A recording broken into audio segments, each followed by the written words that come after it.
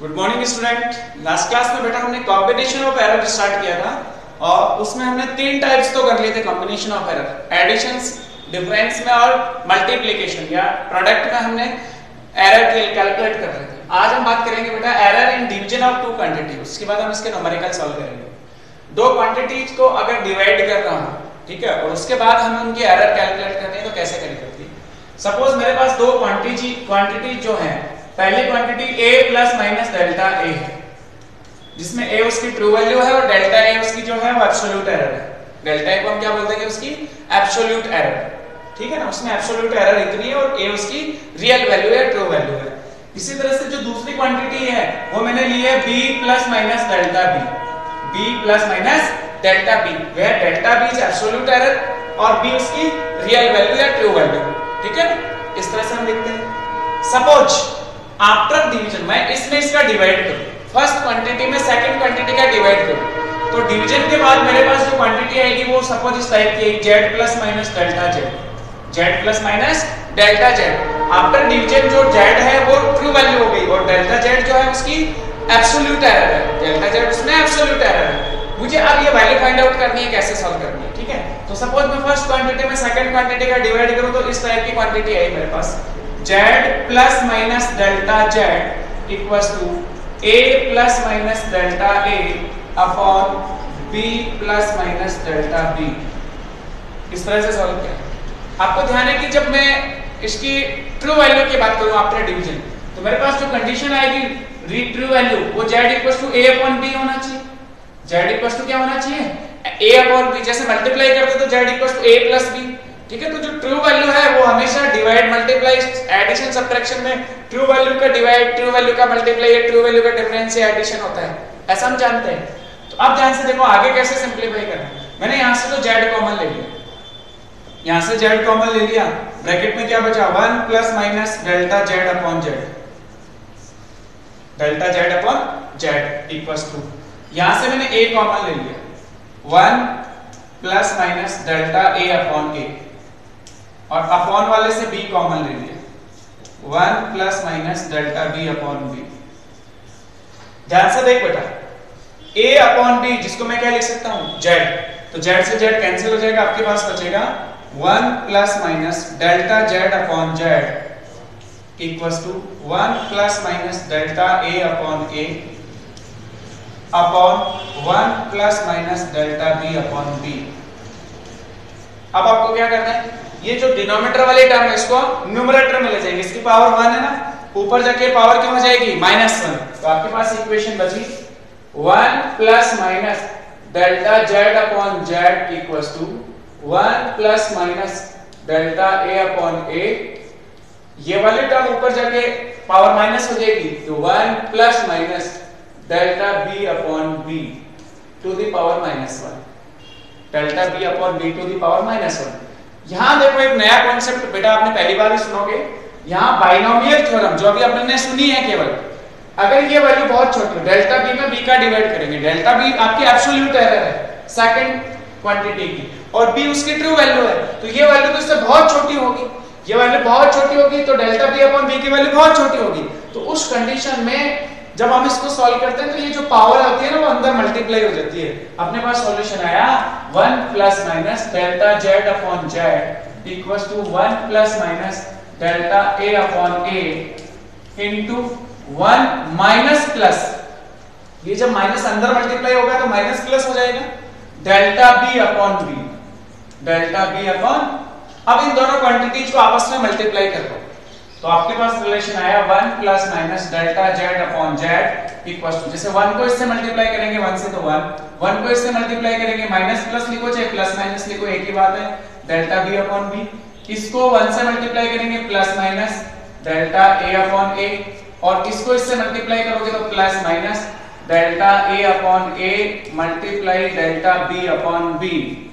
और अब ध्यान से देखो डेल्टा a डेल्टा b का मल्टीप्लिकेशन ab के मल्टीप्लिकेशन से बहुत छोटा होगा, सिंस अपन लिखेंगे delta a delta b is less than ab, ab से बहुत छोटा होगा और ऐसी कंडीशन होती है तो इसको क्या कर लेते हैं बेटा नेग्लिजिबल। आपके पास बचा 1 plus minus delta Z upon Z equals to 1 plus minus delta B upon B plus minus delta A upon A.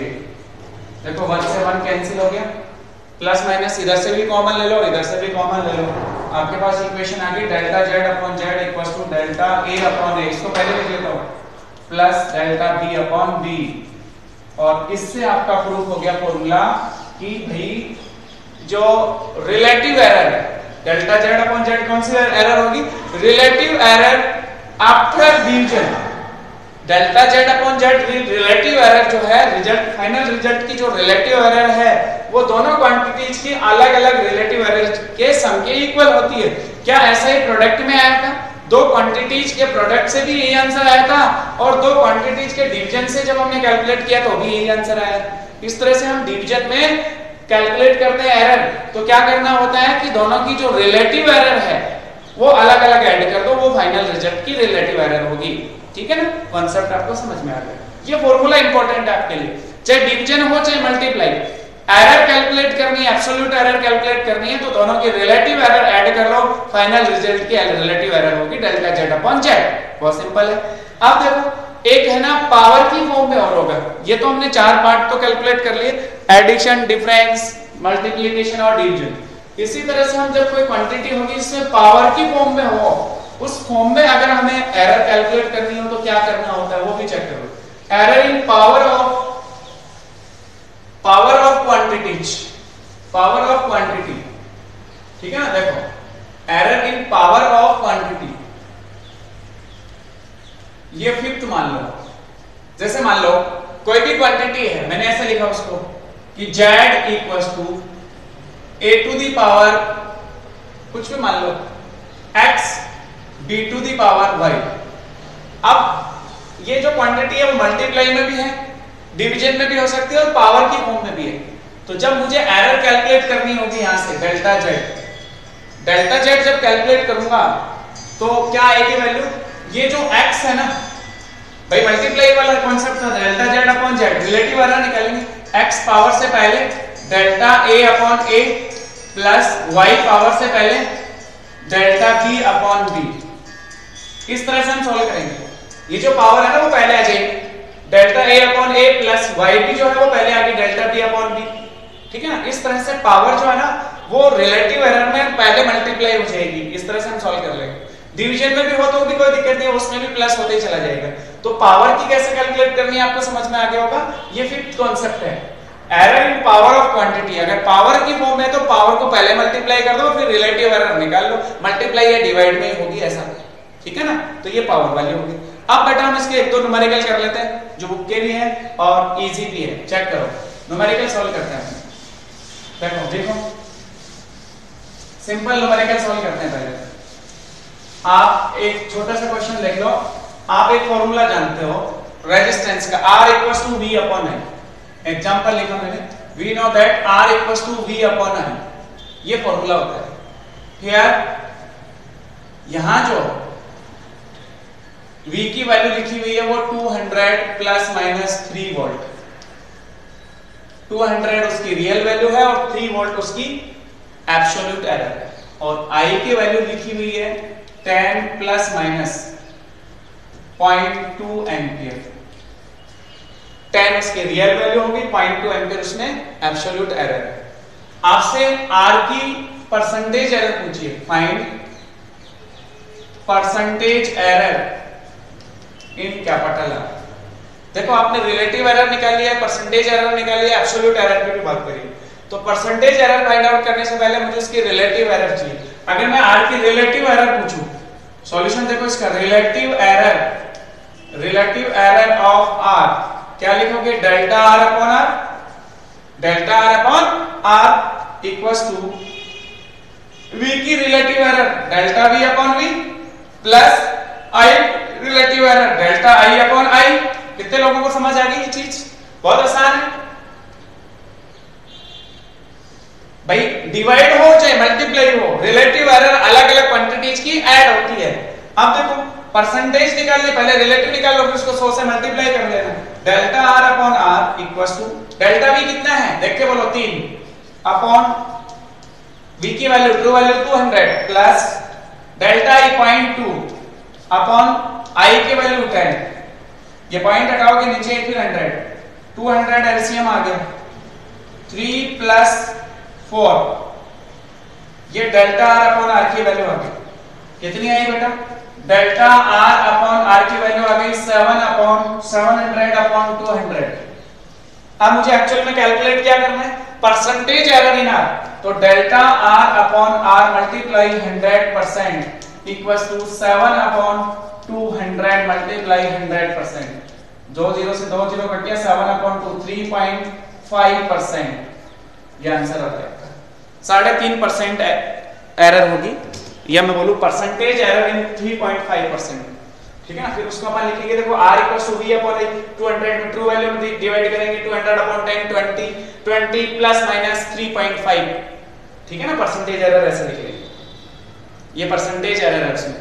Clear हो गया कि कॉन्सेप्ट अच्छे से समझ में आया? और क्वेश्चंस करते हैं। ये एग्जांपल बहुत इजी था, हम जानते हैं ओम्स लॉ के according r equals to v upon i, ये क्वेश्चन में लिखा हुआ है, और v की वैल्यू ये गिवन है, i की वैल्यू ये गिवन है, और परसेंटेज एरर में r पूछा है, तो पहले हमें रिलेटिव एरर निकालनी होगी। जब भी आपसे परसेंटेज एरर पूछे तो सबसे पहले आप रिलेटिव एरर फाइंड आउट करो, और उसको बाद में 100 से मल्टीप्लाई कर लो, परसेंटेज एरर आ जाएगी। अब देखो नेक्स्ट क्वेश्चन बेटा, नेक्स्ट क्वेश्चन लिखो, time period of pendulum, time period of pendulum t equals to 2 pi under root l upon g, formula होता है t equals to 2 pi under root l upon g। ये book का question, ये solve question मैं आपको बताता हूं।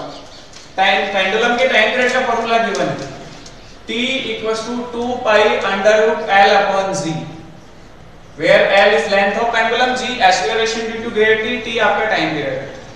Measured value of l is 20 centimetre, l की मेजर्ड वैल्यू स्मॉल l जो है वो आपको दे रखा है 20 centimetre. Known to 1 mm accuracy, इसका मतलब उसमें जो एरर है, एब्सोल्यूट एरर डेल्टा l, वो है 1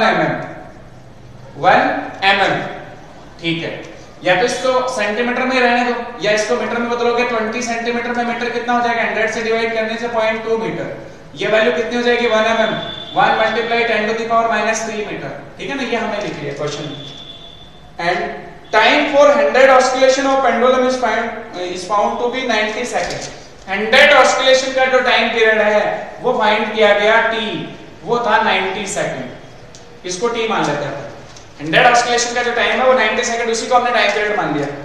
यूजिंग ए रिस्ट वॉच, रिस्ट वॉच से हमने मेजर किया, और 1 सेकंड रिजोल्यूशन, मतलब उसमें 1 सेकंड की एरर है, डेल्टा t जो है वो हमें गिवन है 1 second. What is accuracy in determination of g? What is accuracy in determination of small g? मतलब आपको g में जो एरर है वो फाइंड आउट करनी है, एब्सोल्यूट एरर, g की एब्सोल्यूट एरर फाइंड आउट करनी है। ये जो क्वेश्चन था ना, पहले यहां से g की वैल्यू फाइंड आउट करो, इस इक्वेशन का बोथ साइड स्क्वायर करो, square both side, square both side आप करोगे तो इक्वेशन आएगी t² = 4 pi square l upon g। g find out करना, g ऊपर चला जाएगा, t² अपॉन में आ जाएगा, then g = 4 pi square l upon t²। उसके बाद हम इसकी रिलेटिव एरर निकालें, delta g upon g equals to relative error in g, delta g upon g equals to 4 pi square constant, इसमें कोई रिलेटिव एरर नहीं होगी, l की relative error delta l upon l plus t², divide में है ना तो plus होगा, t जो स्क्वायर वो पहले आ गया, twice delta t upon t।